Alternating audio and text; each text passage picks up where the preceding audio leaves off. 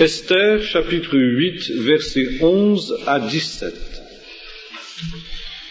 Par ces lettres, le roi donnait aux Juifs, en quelque ville qu'ils soient, la permission de se rassembler, de défendre leur vie, de détruire, de tuer, de faire périr, avec leurs petits-enfants et leurs femmes, tous ceux de chaque peuple et de chaque province qui prendraient les armes pour les attaquer, et de livrer leurs biens au pillage, et cela en un seul jour, dans toutes les provinces du roi Assuérus, le 13e du 12e mois, qui est le mois d'Adar. Ces lettres renfermaient une copie de l'édit qui devait être publiée dans chaque province, et qui informait tous les peuples que les Juifs se tiendraient prêts pour ce jour-là pour se venger de leurs ennemis.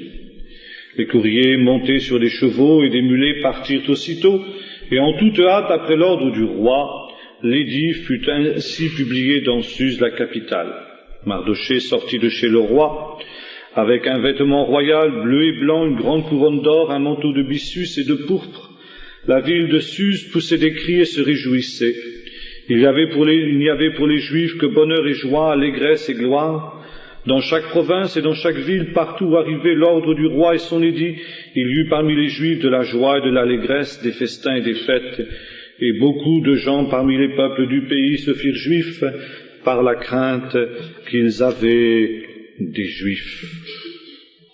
Il est tout à fait remarquable de comprendre quel est le sens de cette fête et aussi quelle est sa signification par rapport à la nouvelle alliance dans laquelle nous sommes en Jésus-Christ. Car il y a une relation certaine entre les deux alliances et entre précisément cette fête. La fête de Purim, c'est la fête des sorts. Le pour, c'est le sort. Le livre d'Esther nous rapporte comment, alors que le peuple d'Israël était dispersé dans le monde entier en exil après que le roi païen Nebuchadnezzar ait détruit Jérusalem et déporté le peuple d'Israël, ce peuple s'était trouvé être la proie d'un homme sans scrupules, d'un homme animé d'une haine satanique, Aman, qui avait eu le projet d'exterminer les Juifs, tous autant qu'ils étaient. Et pour ce faire, pour déterminer, comme c'était un païen, le jour qui était le plus favorable à son mauvais dessein, il avait jeté le sort, le pour, afin de déterminer le jour où devait être exterminé le peuple juif. Mais il ignorait qu'il n'y a pas de hasard, il n'y a pas de sort. Et que derrière ce qu'il pensait être le hasard, il y avait la main de Dieu. Ainsi que nous avons eu souvent l'occasion de le dire, le livre d'Esther est, dans tous les livres de la Bible, un livre tout à fait particulier, parce qu'il est le seul de tous les livres de la Bible où le nom de Dieu n'apparaisse pas. Autrement dit, Dieu est un Dieu qui se cache dans le livre d'Esther. Et c'est pourquoi ce livre porte le nom de livre d'Esther. Esther peut se traduire, c'est une étymologie possible, par celle qui est cachée, ce qui est caché, ce qui se cache. Dieu, en effet, est celui qui se cache. Et pourtant, quand nous lisons le livre d'Esther, nous nous rendons compte aussi combien Dieu est présent. Mais, précisément, le fait que Dieu soit ainsi caché est un élément qui ressemble énormément à notre temps, à notre époque. D'abord, parce que nous vivons aussi ce temps où les hommes ne savent plus discerner la main de Dieu. Et ils ne le discernent plus, Dieu est caché, Dieu se cache. parce qu'on ne croit plus en lui, on ne croit plus en sa puissance, on ne croit plus en son intervention. Plus encore, les hommes de ce temps ont voulu chasser Dieu de leur univers. Et Dieu, qui est le Tout-Puissant, malgré tout ne résiste pas. Il accepte d'être ainsi bafoué, rejeté, comme nous voyons que ce sera le cas au travers de Jésus, qui sera humilié, rejeté par les hommes, et en rejetant Jésus, c'est Dieu lui-même que les hommes rejettent. Alors Dieu se cache. Dieu se cache aux hommes de ce temps, comme il se cachait aux hommes de l'époque d'Esther. Deuxième parallèle que je ferai entre ces deux époques, c'est que précisément après avoir chassé Dieu de leur univers, les hommes de ce temps, comme les hommes de l'époque d'Esther, retournent dans l'idolâtrie la plus noire et la plus basse. Ils se confient dans le sort, ils se confient dans le hasard. Et le hasard est une des grandes idoles de ce temps. Et même, certains savants ont prétendu que l'homme, la création, tout ce que nous voyons dans la nature n'est que le fruit du hasard. Alors c'est que le hasard est véritablement une divinité puissante pour avoir réussi à créer cet univers que nous pouvons discerner aujourd'hui. Mais comme l'a remarqué aussi un autre savant, la chance pour que le monde soit le fruit du hasard, l'homme soit le fruit du hasard est la même que la probabilité pour que, ayant attaché un pinceau à la queue d'un singe, eh bien, ce singe, par le simple fruit du hasard, soit capable de peindre un tableau de Rembrandt.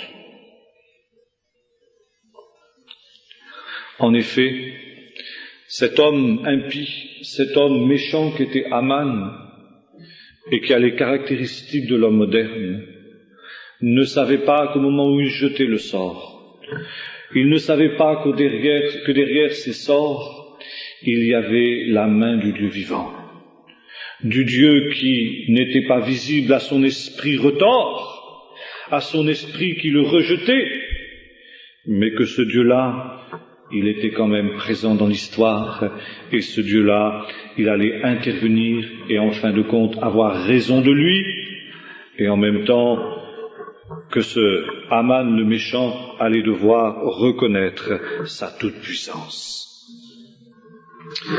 Et nous voyons précisément dans le livre d'Esther, tout au long du livre d'Esther, je n'ai pas le temps de détailler, mais l'intervention de ce que l'on pourrait comprendre comme étant le fruit du hasard.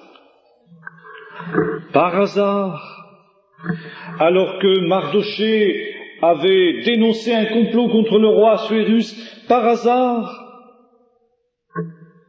il n'avait reçu aucune récompense pour cela. On avait tout simplement oublié, c'était un oubli, le fruit du hasard. Et par hasard, Esther avait été prise parmi les jeunes filles qui pouvaient prétendre à devenir reine à la place de la reine qui avait été répudiée. Par hasard, c'est cette jeune fille qui devient reine.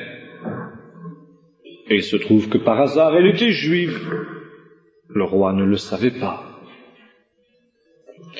Par hasard, le jour même où Haman est venu pour demander au roi de faire pendre Mardochée à une potence qu'il avait construite, le roi souffre d'insomnie.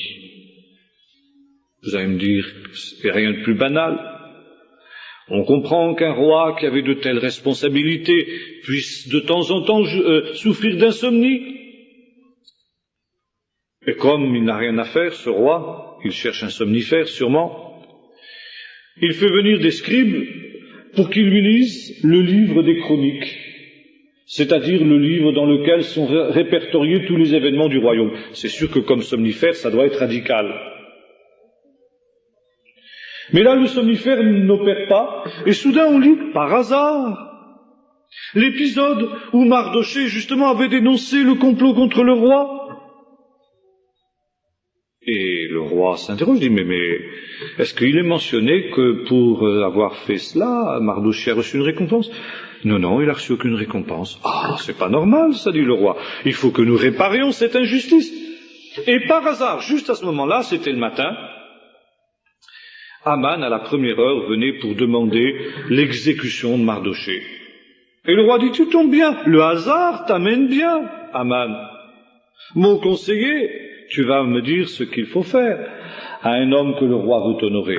Et par hasard, Aman se dit, bien qui d'autre que moi-même le roi voudrait-il honorer?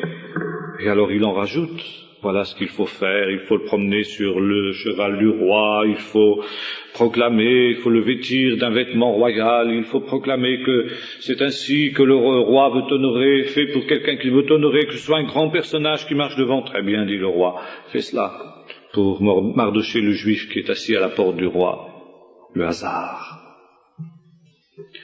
Et quand, après s'être acquitté de cette tâche, au moment même où il s'apprêtait à faire pendre précisément celui qu'il est chargé d'honorer à sa place, Aman rentre chez lui avec un certain dépit, on peut le comprendre. Ses proches ne s'y trompent pas. Ils me disent, voilà, c'est pas le hasard tout ça. C'est pas le sort. Mardochée, il est de la race des Juifs. Ça veut dire du peuple du Dieu vivant. Tu as commencé à tomber devant lui, ça ne s'arrêtera pas. Ta perte est décrétée de par le Dieu vivant. Et ainsi en sera-t-il jusqu'au bout. Tu as commencé à tomber. Et là nous voyons précisément qu'il n'y a pas de hasard. Et c'est pourquoi nous pouvons aussi réaliser, comprendre que nous vivons aussi des temps particuliers où la main de Dieu conduit les choses, les circonstances et les temps.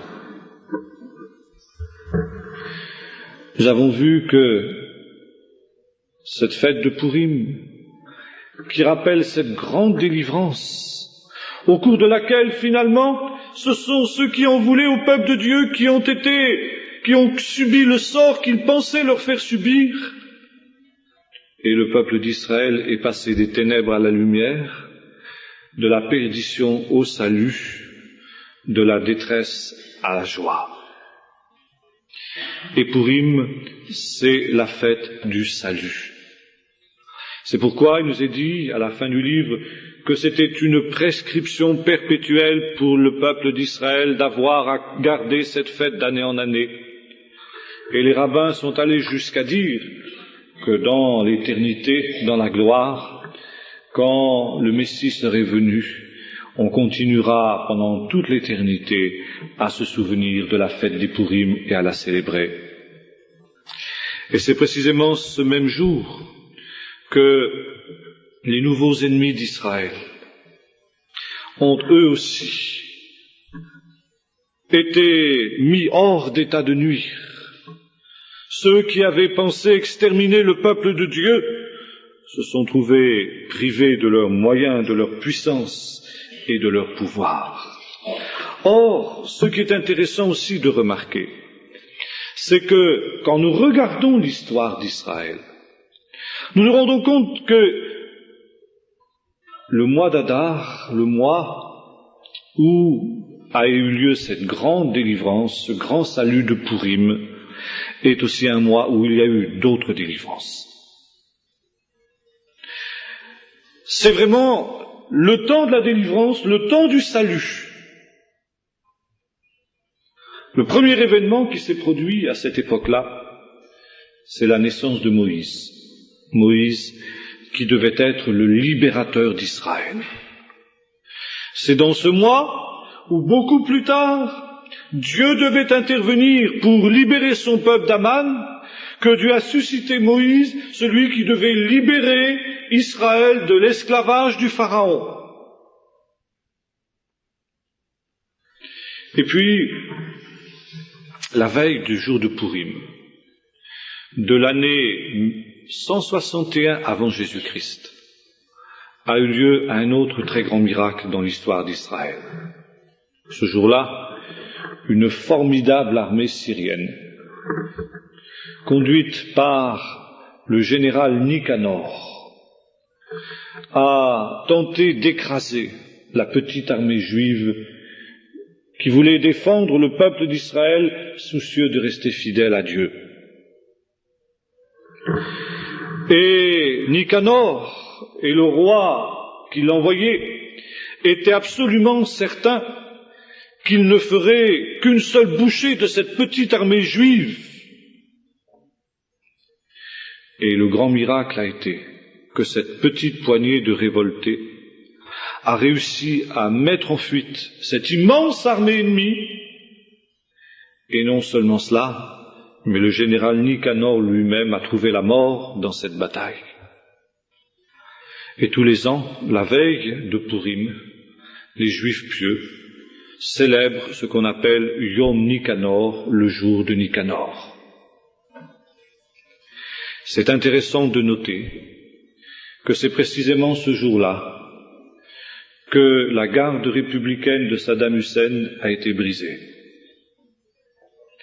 Et c'est d'autant plus intéressant que, quelque temps avant la guerre, le général en chef de l'armée d'Israël déclarait que si Israël devait affronter seul les armées irakiennes, eh bien, il se trouverait dans la même situation que Juda ne s'était trouvé face à l'armée syrienne du tout-puissant Nicanor.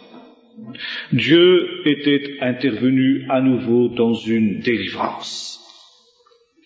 Et puis, c'est aussi le lendemain de Purim, le 16e jour du mois d'Adar, que est revenue de Babylone la première colonne des exilés, après que Cyrus, le roi de Perse, ait autorisé les Juifs à revenir et reconstruire Jérusalem.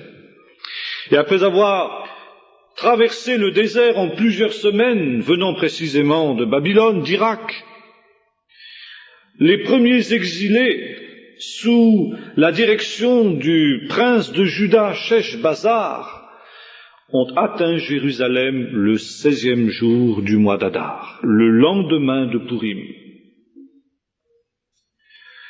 C'est aussi ce jour-là que, beaucoup plus tard, un grand homme d'Israël, de l'Israël moderne, devait aussi trouver la mort. En effet, il y a là une relation directe entre ce retour de l'exil et puis le retour de l'exil auquel nous assistons aujourd'hui. Car aujourd'hui aussi, Dieu est en train d'accomplir en faveur de son peuple d'Israël un très grand miracle, celui de ce rassemblement des exilés. Des exilés qui viennent non plus de Babylonie, mais qui viennent de Russie, qui viennent d'Éthiopie, qui viennent de ces derniers tombeaux des nations qui restent encore à s'ouvrir, selon ce que nous lisons dans la prophétie d'Ézéchiel 37. Et cet exil, plutôt ce retour de l'exil, ne s'est pas arrêté pendant ce temps de guerre. Et même ce mois de janvier, qui a été le mois décisif, eh bien, l'afflux des immigrants russes a été tel qu'il a pulvérisé tous les records de 1990, à la grande stupéfaction de tout le peuple d'Israël lui-même entier. Et là, nous voyons s'accomplir ce qui avait été annoncé par le prophète Jérémie quand il disait « Voici les jours viennent, dit le Seigneur, où l'on ne dira plus l'Éternel est vivant, lui qui a fait monter son peuple du pays d'Égypte.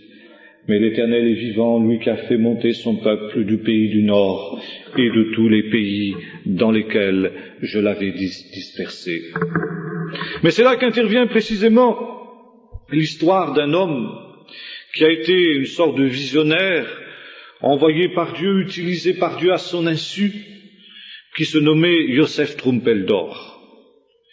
Yosef Trumpeldor était un officier russe de l'armée du Tsar, qui était juif, et c'était très rare dans l'armée russe de cette époque-là qu'il y ait des officiers juifs, car il y avait un tel antisémitisme dans la Russie tsariste qu'on ne voulait même pas de juifs dans l'armée. Mais Yosef Trumpeldor était un véritable lion, un homme d'une bravoure et d'un courage extraordinaire, et malgré le fait qu'il était juif, on lui avait confié un poste de responsabilité très important.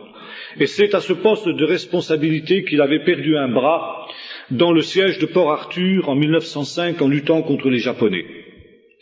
Et cet acte de bravoure avait été tel que la tsarine elle-même avait été contrainte de décorer cet homme, ce héros manchot, ce héros juif que tout le monde commençait à appeler le lion. Et en même temps, cet homme qui était au pinacle, qui avait la gloire, qui avait la richesse, qui avait tout ce qu'il voulait, soudain a tout abandonné. Il a soudain réalisé que le temps était venu pour les Juifs de revenir à Sion. Et quittant toute chose, il est parti pour Israël. Israël qui renaissait dans des conditions extrêmement difficiles, et notamment qui était attaqué par les bandes arabes. Or, comme le peuple juif, pendant toute son histoire, n'avait pratiquement jamais combattu depuis 2000 ans, depuis la chute de Jérusalem par Titus, les Juifs n'avaient plus été des soldats, eh bien ces Juifs étaient complètement désemparés en face de leurs adversaires qui les attaquaient. Et Yosef Trumpeldor, qui était un soldat professionnel, a compris que si le peuple d'Israël ne se défendait pas, eh bien l'aventure allait tourner court. Et il a été le premier à organiser ce qu'on a appelé les Shomrim.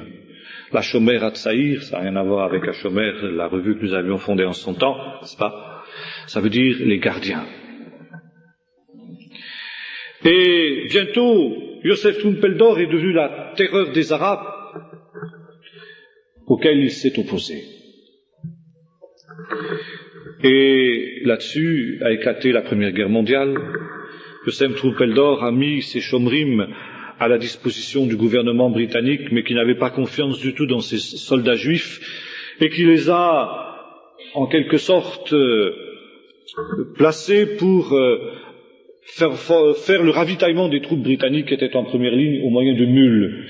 Et on a appelé ça le corps des muletiers de Sion. Les premiers soldats juifs étaient des conducteurs de mules. Et Yosef Trumpeldor était leur chef. Et Yosef Trumpeldor, qui était originaire de Russie, quand la révolution russe a éclaté, a soudain compris la prophétie de Jérémie. Cette prophétie qui disait « Voici, dit le Seigneur, j'envoie une multitude de pêcheurs et ils pêcheront.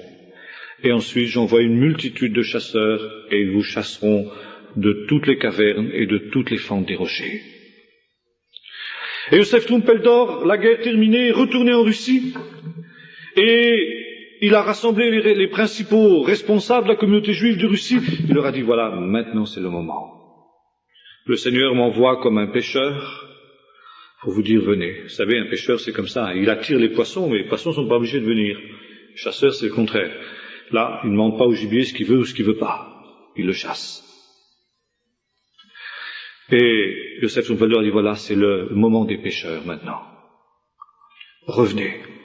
Et voilà, j'ai organisé tout un plan. Il y a en Galilée des kibbutzim qui vont vous accueillir. Il y a des bateaux qui vont vous attendre à Odessa. Il avait appelé ça le plan Odessa. Et toute la communauté juive peut être rapidement mise à l'abri de cette terrible catastrophe qui va venir. Mais ces gens étaient aveuglés, ils n'avaient pas la vision qu'avait cet homme qui était, à son insu, éclairé par le Saint-Esprit. Et il a dit non, la révolution russe, au contraire, c'est l'émancipation, maintenant nous allons être libres dans un pays démocratique. Non, nous n'avons pas besoin de revenir. Et une poignée seulement a répondu à son appel. Et au bout de quelques mois, Yosef Trumpeldor, désespéré, est rentré en disant bien, la catastrophe qui vous attend est pire que celle que vous avez connue. Il y aura un deuxième temps où vous serez obligés de venir, mais de force cette fois-ci, comme chassés par les chasseurs. Et Yosef Trumpeldor est retourné dans son village de Haute-Galilée, petit village de Kfar Giladi, Et c'est là que le 11e jour du mois d'Adar de l'année 1921, ayant été attaqué traîtreusement par une bande d'Arabes qui s'était présentée avec un drapeau blanc, Joseph Trumpeldor est tombé avec ces dernières paroles qu'il est bon de mourir pour sa patrie. Et voilà, des dizaines d'années plus tard, la deuxième partie de la prophétie s'accomplit. Dieu avait envoyé des pêcheurs, et ces pêcheurs n'ont pas été écoutés, et maintenant il y a des chasseurs.